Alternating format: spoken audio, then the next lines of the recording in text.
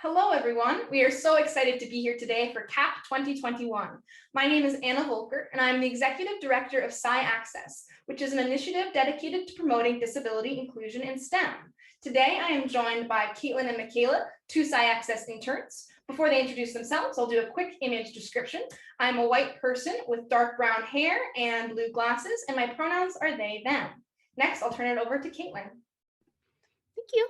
So hi, like Anna said, my name is Caitlin O'Brien. I use she, her pronouns, and I'm a second year at Ohio State University studying astrophysics. I've been working with Anna since March of last year, and I'm a white female with glasses and long brown hair, and I am very excited to be here. Thank you so much, Caitlin. Michaela.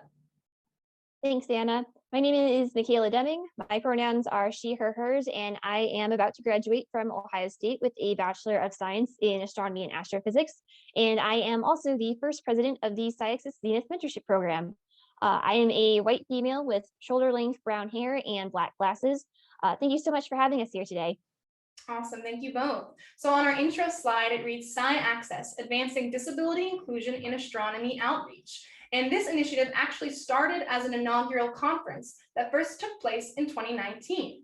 The initial SciAccess conference had 250 attendees and over 60 speakers join us from around the world, including keynote presentations by Anusha Ansari, shown here on the leftmost image in her Space Explorer, in her astronaut suit. She is the first female private space explorer and the first Muslim woman ever to go to space. Our other keynote presenter was Dr. Temple Grandin, who is shown to the right of Anusha. Dr. Grandin is a renowned autism advocate and professor of animal science. In addition to all of these renowned presenters, we also had many interactive sessions, which we believe enhance the accessibility of a conference. This included a poster hall, shown here on the left, that had wheelchair basketball led by the Paralympic Society of Ohio.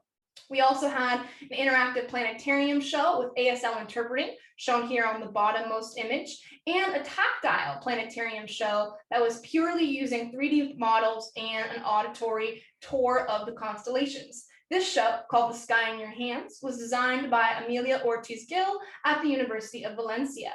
This is shown in the uppermost right-hand corner. We also had classic star party telescopes and stargazing, and made sure that those telescopes were wheelchair accessible. So that's something to keep in mind for anyone who organizes astronomy outreach events. From there, we went to a virtual conference last year for 2020, and I'll turn it over to Caitlin to tell you a little bit more about it. Thank you so much. So, as Anna briefly mentioned, SciAccess 2020 was hosted virtually as the second installment of the SciAccess conference. The event took place on June 29th, 2020, and featured speakers not only returning from SciAccess 2019 to give updates on their work, but also new speakers introducing themselves to the community. SciAccess 2020 culminated with the keynote presentation from Dr. Soyen E, who is shown at the top of this slide, along with Anna and our ASL interpreter during the event. Soyen gave a keynote presentation on her experience as the first and only South Korean astronaut. On the next slide is a map of the world with countries in blue highlighting countries we had participants from. We had over 1,000 registrants for SciAccess 2020 and 555 participants on the day of the conference, calling in from 46 different nations and all 7 continents, including, as you can see, several neutrino scientists from Antarctica. Alongside the SciAccess conferences, we began the SciAccess Working Group, which is a collection of professionals developing accessibility projects year-round. If you're interested in joining our working group or our emailing list, we ask that you please visit go.osu.edu/WG to join. You can also connect with us on Facebook through the SciAccess community group, which shares news and about accessibility in science, as well as updates about SciAccess. One update regarding SciAccess that we have for you right now is that we are very excited to announce that SciAccess 2021 is officially happening. We are going to be holding the next conference in partnership with Geneva Lake Astrophysics and STEAM, or GLASS Education, and we'll be hosting it virtually, much like SciAccess 2020, in the autumn of 2021. In addition to our mailing list and the working group, you can also stay updated on the conference by visiting sciaccess.org. I'm now going to pass things over to Michaela to talk about some of our other initiatives. Thanks, Caitlin. Last summer, we organized a new virtual mentorship program for blind and low vision, or BLV, students interested in astronomy.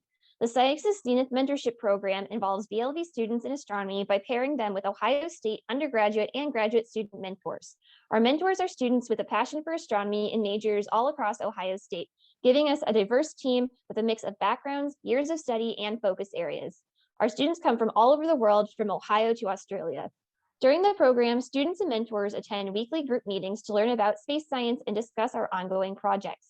Each student mentor pair also meets weekly to discuss everything from astronomy to college advice.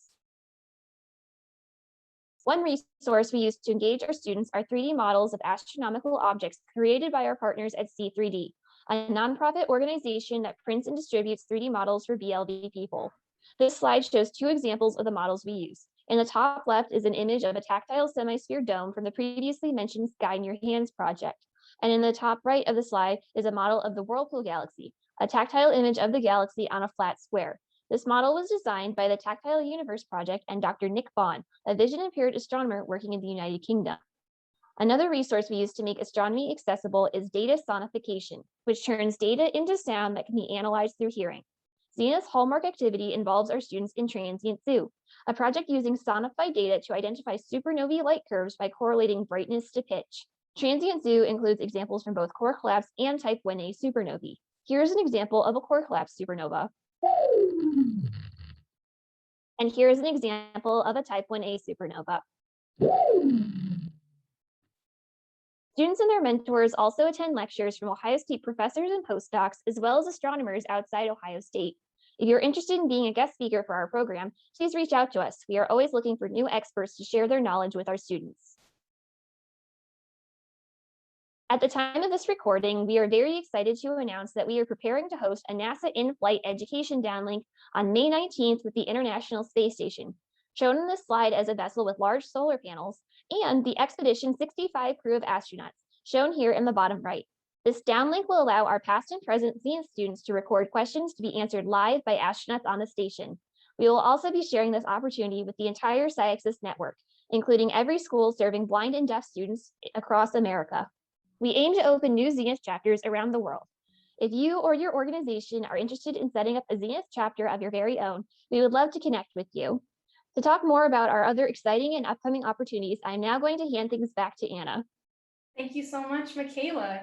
So yes, we're very excited about working with International Space Station for this live event, which is just one of many exciting programs that we have coming up. Another one of these programs is called Mission Astro Access, which is a new initiative dedicated to promoting disability inclusion in space exploration itself. As the first step towards that goal, we are launching a parabolic flight, which will create microgravity, lunar gravity, and zero gravity environments in partnership with Zero-G, the Zero Gravity Corporation.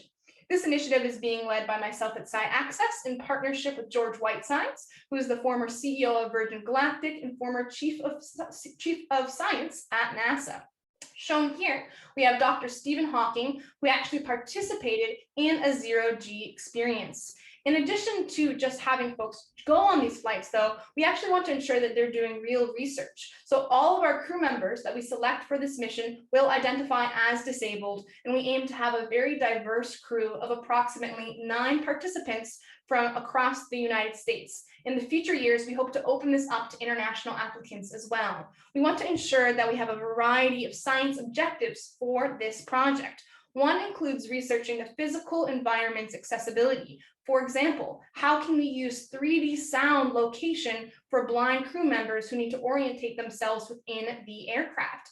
Another is communication accessibility. So how is sign language legible in zero gravity? And this is actually building upon the work done by the Gallaudet 11, which is a team of researchers in the 60s that worked with NASA, a team of all deaf men, to research spaceflight, but never actually got to fly themselves. So that's part of the history inspiring this project.